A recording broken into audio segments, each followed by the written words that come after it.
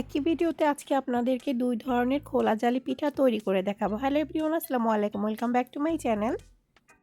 আমার চ্যানেলে ২টা পিঠার রেসিপি দেখার জন্য আপনাদেরকে ওয়েলকাম জানাচ্ছি। নোয়াখালীর ঐতিহ্যবাহী খোলা জার আজকে ২টা রেসিপি নিয়ে চলে এসেছি। আশা করি আপনাদের ভালো লাগবে। চলুন আমরা ২টা রেসিপি দেখে আসি। আটা দিয়ে কিভাবে খোলা জালি পিঠা তৈরি করবেন খুবই ইজিভাবে, তো সেটাই দেখাচ্ছি। চলুন রেসিপিটা শুরু করি। আমি একটা মিক্সিং বোল নিয়ে নিলাম। তো এর মধ্যে এখন দিয়ে দিচ্ছি আমি 1.5 কাপ ময়দা,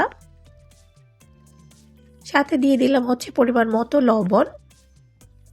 তো এখন আটার সাথে এই লবণটাকে একটু ভালো করে মিক্সড করে নিব। তো এরপর আমি এর মধ্যে দিয়ে দিব ডিম। তো আমি একটা ডিম ইউজ করতেছি।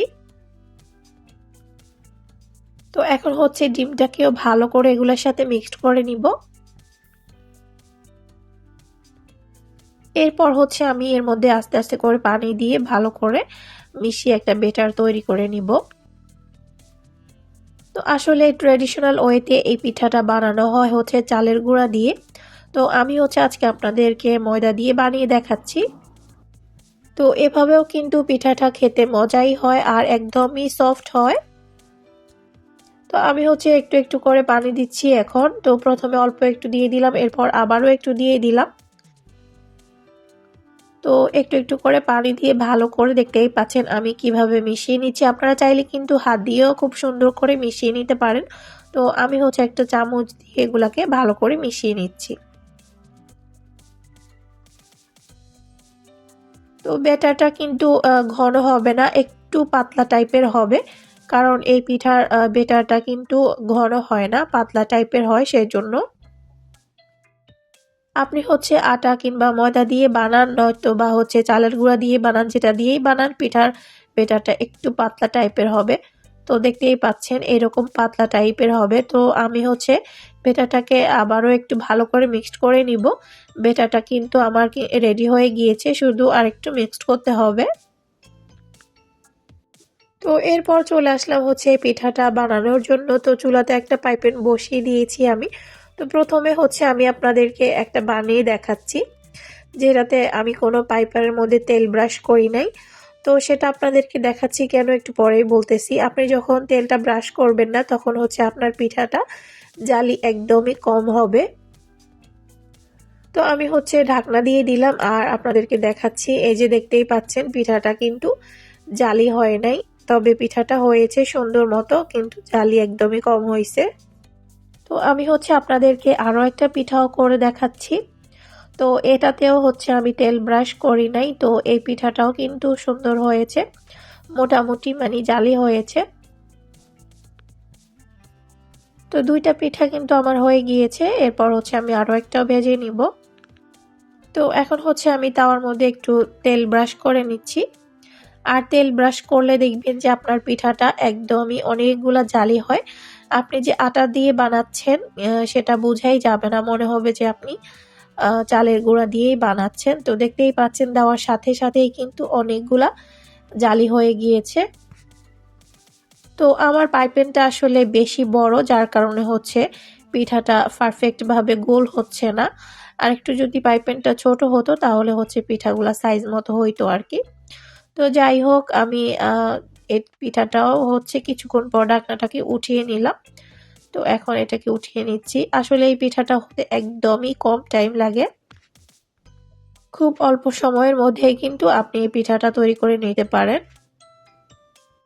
তো আমি পিঠাটার ওই পাশটাও একটু ভেজে নিলাম। তো এই পিঠাটাও এখন রেডি হয়ে গিয়েছে। তো সেম ভাবে আমি আরো একটা বানিয়ে নিচ্ছি, আবারও তেল ব্রাশ করে নিচ্ছি। প্রতিবার যদি তেল ব্রাশ করেন, প্রতিবারই আপনার পিঠাগুলো জালি জালি হবে। তো এই পিঠাটা আমার মেয়েরা খুবই পছন্দ করে। তো সবসময় আসলে আমি গুঁড়ি দিয়েই বানাই। এই ফার্স্ট টাইম আমি আটা বা ময়দা দিয়ে বানাইছি। তো ওরা এটাও অনেক বেশি পছন্দ করেছে, ওদের কাছে মনে হয়েছে যেন এটা একটা সফট পিঠা। তো মিনহা বারবার বলতেছিল যে পিঠাটা খুবই সফট হয়েছে, ওর কাছে খুবই ভালো লাগছে খেতে।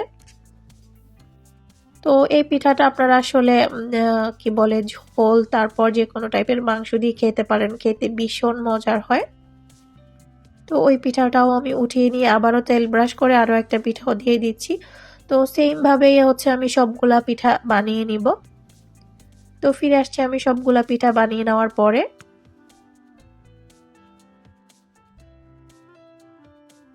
তো এই যে আমি হচ্ছে পিঠাগুলাকে এখন সার্ভ করে নিয়েছি। আর দেখতেই পাচ্ছেন আটা দিয়েও কিন্তু কত সুন্দর খোলা জালি পিঠা হয়ে গিয়েছে। আর এই যে দেখুন কতটা সফট হয়েছে, একদমই সফট এই পিঠাটা খেতে। এবার দেখিয়ে দিব কিভাবে ট্রেডিশনাল ওয়েতে আপনারা খোলা জালি পিঠাগুলো তৈরি করবেন সেই রেসিপিটা। তো চলুন দেখে আসি সেই রেসিপি। প্রথমেই হচ্ছে আমি এখানে চাল ভিজিয়ে রেখেছিলাম সারা রাত। তো এখন হচ্ছে পানিটা ছেঁকে নিয়েছি। আর এখানে হচ্ছে এগুলো বাসমতি চাল 2.5 কাপ আছে। তো এই চালগুলোকে হচ্ছে ব্লেন্ড করে নিতে হবে। তো আমি হচ্ছে একটা ব্লেন্ডার মগের মধ্যে নিয়ে নিচ্ছি। তো মগ টাইপের যে ব্লেন্ডারগুলো আমি সেগুলাতে করে নিচ্ছি। আপনাদের কাছে যে ধরনের ব্লেন্ডার থাকবে সেগুলোতেই করে নেবেন। সাথে হচ্ছে আমি একটু পানিও দিয়ে দিলাম, তাহলে ব্লেন্ড হতে আসলে ইজি হবে, খুব তাড়াতাড়ি কিন্তু ব্লেন্ড হয়ে যাবে। সেজন্য একদম ভালো করে কিন্তু ব্লেন্ড করে নিতে হবে, যেন বেশি দানা দানা ভাব না থাকে। তো এই জন্য হচ্ছে আমি খুব ভালো করে এগুলাকে এখন ব্লেন্ড করে নিচ্ছি। তো আমার কিন্তু ব্লেন্ড করে নেওয়া হয়ে গিয়েছে। আমি হচ্ছে এখন একটা বাটির মধ্যে নিয়ে নিচ্ছি সবগুলা। তো এই যে দেখতেই পাচ্ছেন এরকম টাইপের ঘন হয়েছে। আপনারা চাইলে কিন্তু এরকম বেটার দিয়ে চিতই পিঠাও বানিয়ে নিতে পারেন। তো এই বেটারটাকে হচ্ছে আরও পাতলা করতে হবে। স্বাদমতো লবণ দিয়ে দিলাম। এরপর হচ্ছে আমি এর মধ্যে পানি দিয়ে দিচ্ছি। তো পানিটা আসলে একদম গরমও না, আবার একদম ঠান্ডাও না, একটু কুসুম গরম দিচ্ছি। তো এরপর একটু মিশিয়ে নিচ্ছি ভালো করে। আর খোলা জালি পিঠা খেতে কিন্তু ভীষণ মজার।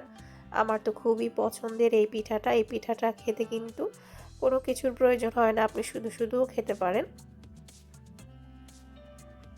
তো আমি একটু একটু পানি দিয়ে এটাকে একটু মিশিয়ে নিচ্ছি। তো এরপর আমি হচ্ছে এর মধ্যে ডিম দিয়ে দিব। তো আমি হচ্ছে আজকে এখানে 2টা ডিম ইউজ করেছিলাম। এখন হচ্ছে ডিমগুলোকে ভালো করে মিশিয়ে নিব। তো আমি হচ্ছে একটা হ্যান্ড উইক্স দিয়ে ভালো করে মিশিয়ে নিচ্ছি। তো এরপর হচ্ছে আমি চলে যাব পিঠাগুলা বানাতে। তো চুলাতে হচ্ছে আমি একটা পাইপ্যান বসিয়ে দিয়েছি। আর এই যে দেখতেই পাচ্ছেন বেটারটা কিন্তু এরকম টাইপের হবে, একদমই পাতলা টাইপের হবে। তো প্রথমেই হচ্ছে আমি দিয়ে দিলাম। তো এটা প্রথম পিঠা আর কি, তো একটু ঘুরিয়ে নিচ্ছি। তো প্রথম পিঠাটা হচ্ছে একটু জালি কম হয়েছে। তো প্রতিবার পিঠা বানানোর আগে কিন্তু এভাবে নেড়ে নিতে। তো ওই পিঠাটা হচ্ছে আমি উঠিয়ে নিয়েছি। এরপর একটু তেল ব্রাশ করে নিচ্ছি, তাহলে হচ্ছে পিঠাগুলো খুব সুন্দরভাবে হবে। তো এখন হচ্ছে আমি আরও 1 চামচ দিয়ে দিচ্ছি পিঠার বেটার। আর দেখতেই পাচ্ছেন এবার কিন্তু অনেকগুলা জালি হয়েছে। তো আবারও ঢাকনা দিয়ে কিছুক্ষণের জন্য ঢেকে দিচ্ছি। এরপর হচ্ছে পিঠাটা হয়ে গিয়েছে, দেখতেই পাচ্ছেন খুবই সুন্দর হয়েছে। তো আমি আরও কিছুক্ষণ ভেজে তারপর হচ্ছে এখন পিঠাটাকে উঠিয়ে নিব। আর দেখতেই পাচ্ছেন কতটা পারফেক্টভাবে হয়েছে পিঠাটা। তো সেমভাবে আমি আরও একটাও ভেজে নিয়েছি। তো এখন হচ্ছে আমি আবারও একটু তেল ব্রাশ করে নিচ্ছি, আবারও পিঠার বেটার দিয়ে দিব। আর প্রতিবারই হচ্ছে পিঠার বেটারটাকে ভালো করে একটু নেড়ে নেবেন, কারণ নয়তো বা পিঠার বেটারটা বসে থাকে। নেড়ে দিয়ে তারপর হচ্ছে আপনি দিয়ে দিবেন। তো আমি হচ্ছে আরও 1 চামচ দিয়ে দিলাম। এরপর জাস্ট একটু ঘুরিয়ে নিলেই হয়ে যায়। একদমই ইজি এই পিঠাটা বানানো, কিন্তু খেতে ভীষণ মজার। তো দেখতেই পাচ্ছেন আমার আরও একটা পিঠাও হয়ে গিয়েছে। একদমই মানে দেশে যখন মাটির হাঁড়ি পাতিল কিংবা হচ্ছে খোলাতে বানাতো একদমই ওই রকমই হয়েছে। তো ওই রকম হওয়ার জন্য আপনাকে হচ্ছে পিঠাটা একটু বেশিক্ষণ চুলাতে রাখতে হবে পাইপ্যানের মধ্যে, তাহলেই হচ্ছে একদম নিচেরটা ক্রিস্পি টাইপের হয়ে যাবে, দেশীয় স্টাইলে আর কি। তো এই যে আমার হচ্ছে পিঠা বানিয়ে নেওয়া শেষ। আর দেখতেই পাচ্ছেন পিঠাগুলো কতটা সুন্দর আর কতটা পারফেক্ট হয়েছে। তো তো আমার তো খেতে এখনই মনে চাচ্ছে। আসলে এই পিঠাটা খেতে খুবই মজা, খুবই মজা।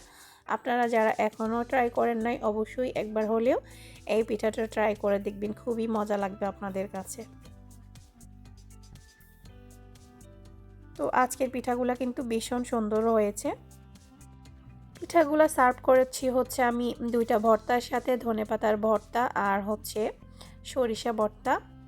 তো আজকের রেসিপিটা এ পর্যন্তই। সবাই অনেক বেশি ভালো থাকবেন। আপনাদের কাছে পিঠার রেসিপি কেমন লেগেছে অবশ্যই কমেন্ট করে জানাতে ভুলবেন না। আজকের মতো আল্লাহ হাফেজ।